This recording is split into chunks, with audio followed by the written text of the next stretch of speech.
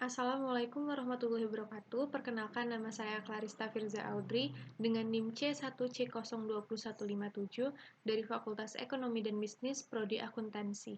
Baiklah, saya akan mempresentasikan hasil tugas saya dari mata kuliah penganggaran yang berjudul Penyusunan Anggaran Bahan Baku. Yang pertama yaitu definisi penyusunan anggaran bahan baku.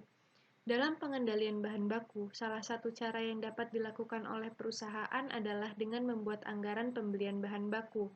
Bahan baku dapat dianggarkan dalam satuan atau unit uang.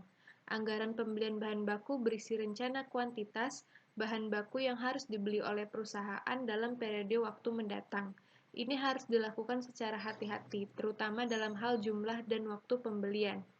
Anggaran bahan baku merupakan anggaran yang berhubungan dengan perencanaan, secara lebih terperinci mengenai bahan baku yang akan digunakan untuk proses produksi selama periode tertentu yang akan datang. Kedua, fungsi penyusunan anggaran bahan baku. Anggaran bahan baku memiliki fungsi sebagai berikut. 1. Sebagai dasar untuk menyusun budget pembelian bahan mentah. Jumlah satuan bahan mentah yang dibeli ditentukan oleh beberapa banyak satuan bahan mentah yang dibutuhkan oleh beberapa banyak satuan bahan mentah dibutuhkan dalam proses produksi. Kedua, sebagai dasar untuk menyusun anggaran biaya bahan mentah. Besarnya biaya bahan mentah ditentukan oleh beberapa banyak satuan bahan mentah tersebut dibutuhkan untuk proses produksi. Ketiga, tujuan dari penyusunan anggaran bahan baku. Adapun tujuan penyusunan anggaran bahan baku adalah sebagai berikut. 1. Memperkirakan jumlah kebutuhan bahan baku.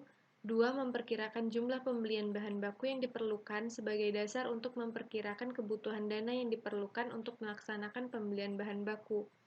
Ketiga, sebagai dasar penyusunan biaya produksi, yakni memperkirakan komponen harga produk pabrik karena penggunaan bahan baku dalam proses produksi.